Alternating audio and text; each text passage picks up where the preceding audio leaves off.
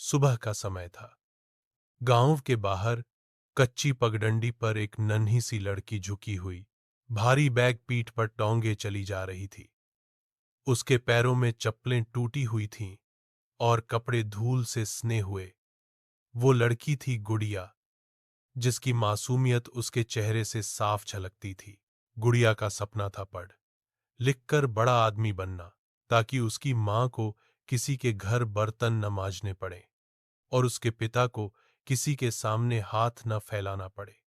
लेकिन हालात ऐसे थे कि हर दिन उसके सामने नए संघर्ष खड़े हो जाते। रास्ते में गांव के चौपाल के पास जब भी गुड़िया निकलती, एक भारी आवाज उसके कानों में गूंजती, अरे ओ गुड़िया, कहाँ जा रही है रे? यह आवाज थी रघु ठाकुर की, गांव का दबंग और सरपंच जैसा आदमी। उसकी मूंछें तनी रहती, सिर पर लाल पगड़ी और साथ में बड़ा सा हुक्का। चौपाल के नीचे बड़े पेड़ के पास वह बैठा रहता और पूरे गांव को अपनी नजरों में तौलता। गुड़िया नजरें झुकाकर तेज तेज कदमों से आगे बढ़ने लगी। रघु हंसते हुए बोला, अरे सुन तो, तेरे बाप की तबीयत कैसी है? सुना है दवा के पैसे नहीं है। देख, अगर पढ़ाई लिखाई छोड़ दे और मेरे खेत में काम कर ले, तो मैं तुझे अच्छे कपड़े भी दिला दूंगा। गुड़िया ने कोई जवाब नहीं दिया। उसकी आंखों में आंसू भर आए। वो जानती थी कि ठाकुर की नीयत ठीक नहीं है, लेकिन वो चुपचाप अपने स्कूल की तरफ बढ़ती रही। गांव वालों को सब दिखता था, लेकिन कोई कुछ कहने की हिम्मत नहीं करता। ठाकुर के डर से सब खामोश रहते। स्कूल पहुंचते ही गुड़िया क्लास में जाकर चुपचाप बैठ गई। टीचर रेणुका मैडम ने देखा कि गुड़िया उदास है। उन्होंने पूछा, क्या हुआ बेटा, इतनी चुप क्यों है आज? गुड़िया ने मुस्कुराने की कोशिश की, लेकिन उसकी आंखों में छुपा दर्द साफ दिख रहा था। कुछ नहीं मैडम, बस थोड़ा थकान है। रेणुका मैडम जानती थीं कि ये थकान नहीं, गरीबी और हालात का बोझ है। शाम को जब गुड़िया घर लौटी, उसकी मां शकुंतला खेतों से लौटी थी। उसके हाथों में छाले पड़े थे, लेकिन चेहरे पर हिम्मत थी। पढ़ाई कैसी चल रही है बेटी? अच्छी है मां, लेकिन गुड़िया रुक गई। मां ने उसकी आंखों में छुपी बात पढ़ ली।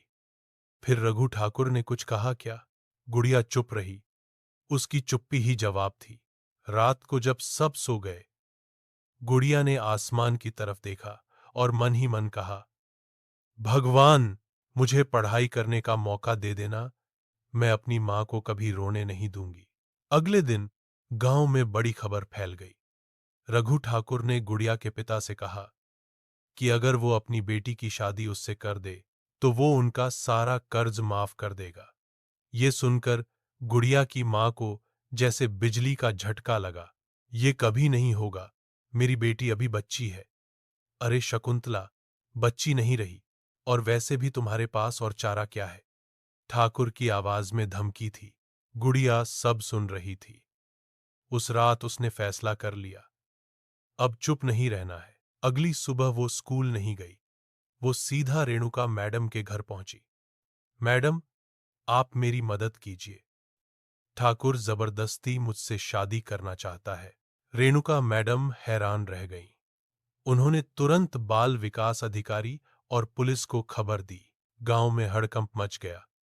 पुलिस आई, ठाकुर को चौपाल से उठाकर ले गई। गांव के लोग हैरान थे कि मासूम सी लड़की ने इतनी हिम्मत कैसे दिखाई। गुड़िया की आंखों में आज डर नहीं था, बल्कि आत्मविश्वास था। उसने मां का हाथ पकड़ा और कहा, मां, अब हम जीत गए। मां की आंखों से आंसू बह निकले, लेकिन ये आंसू खुशी के थे। गुड़िया ने अपनी पढ़ाई पूरी की और आगे चलकर गांव की पहली महिला शिक्षक बनी। जब वो उसी चौपाल से गुजरी, तो उसके मन में सिर्फ एक बात थी, हिम्मत करने वालों की कभी हार नहीं होती। मेरे प्यारे दोस्तों, अगर आपको मेरा कंटेंट पसंद आता है तो कृपया मेरे YouTube चैनल को सब्सक्राइब करना ना भूलें।